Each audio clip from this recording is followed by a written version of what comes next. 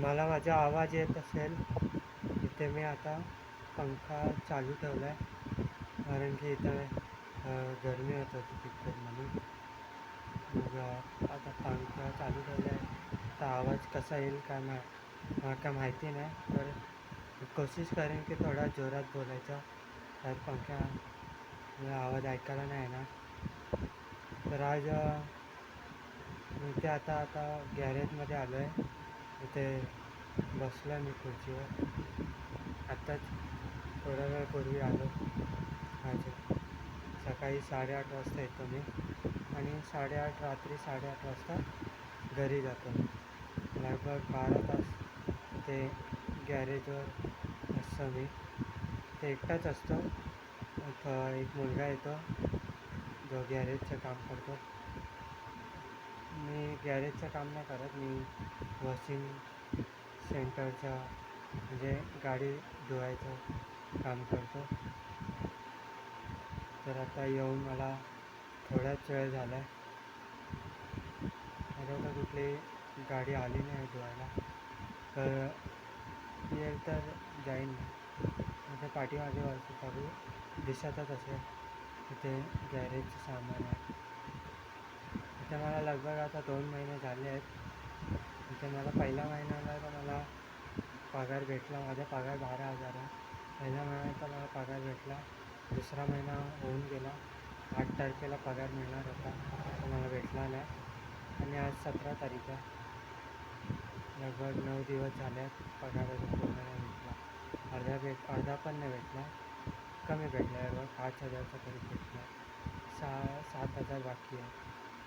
12,000 आहे पगार. इथे मी डायरेक्ट नव्हतं कामाला आलो. त्याच्या आधी मी एका दुसऱ्या वॉशिंग सेंटरवर काम करत होतो. तिकडे मला दिवसाचे 400 रुपये भेटायचे. नंतर मी ते सोडून इथे आलो कामाला. तर मला दिवसाला नाही, ते मला महिन्याला भेटतं. असं नाही की लगेच सोडून आलो मी. तिकडे मी काही वर्ष 2-3 वर्ष काम केलं आहे. तिकडे लगातार नव्हतं जात, कधी कधी जायचं. ती जागा एवढी आवडत नव्हती. नंतर इकडे पहिले ही जागा मला थोडी जास्त चांगली वाटली त्या जागेपेक्षा. तर हां, इथं पण मी 1 वर्ष करीन. मला पगार टायमावर भेटला तर, नाही भेटला तर मला मजबुरीने सोडावं लागेल.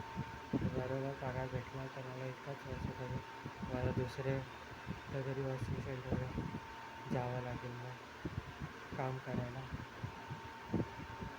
माझा प्लॅन आहे की आता ते 7-8 वर्ष वेगवेगळ्या वॉशिंग सेंटरवर जाऊन काम करेन आणि नंतर लगभग 2 लाखच्या घरी पैसे जमा करेन. आणि मग त्या 2 लाखाने मग बिझनेस करेन. असा 20-20 हजारचा 10 भाग करीन आणि 20,000चा एक बिझनेस करेन. असं करत करत 10 बिझनेस ट्राय करेन. त्याच्यातला अगर कुठला सक्सेसफुल झाला तर मग दुसरा बिझनेस करायची गरज नाही. अगर फेल झालं तर पण काही फरक नाही पडत. जास्तीत जास्त 20,000 रुपये भेटतील, असा माझा प्लॅन आहे. कारण की माझं स्वप्न आहे की मला एक मोठं घर घ्यायचं आहे. आणि आता 12,000 रुपये पगार आहे, त्यामध्ये तर मोठं घर येणार नाही. बंगला घ्यायचा आहे. बंगला तर येणार नाही. आणि मी किती पण काम केलं तर जास्तीत जास्त 20,000पर्यंत वाढवतील. वाढून किती वाढणार आहे, तर काय फायदा नाही आहे. तर मला बिझनेस करावाच लागेल. अगर मला मोठा बंगला पाहिजे असेल तर. मी ज्या आता बिल्डिंगमध्ये राहतो त्या बिल्डिंगचं नाव माझ्या सरनेमवर आहे. कारण की माझ्या पहिला फॅमिलीची चाल होती तिकडे. नंतर ती चाल तोडली आणि तिकडे मग बिल्डिंग बनवली आणि तिकडे सगळ्यांना एक एक रूम दिला. आम्हाला पण एक रूम भेटली, जी की माचीच्या डिगीसारखी छोटी आहे. तिच्या एवढी छोटी रूम आहे. बाकीच्यांना पण भेटली फॅमिली मेंबरला. त्यांना मोठे रूम भेटले, 1 बेडरूम मध्ये भेटले. आणि ते पण ते राहिले नाही तिकडे, आणि ते विकले आणि मुंबईला गेले राहायला. आता तिकडे कोणी दुसरं विकत भेटलं. तर माझा प्लॅन आहे की एवढे पैसे जमा करून त्यांनी बिल्डिंग बनवली, त्याच्याकडून जमीन घेऊन स्वतःचा बंगला बांधायचा, असा प्लॅन आहे.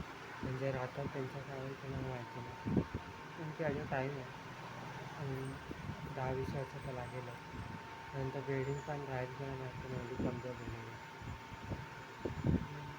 असा प्लॅन आहे.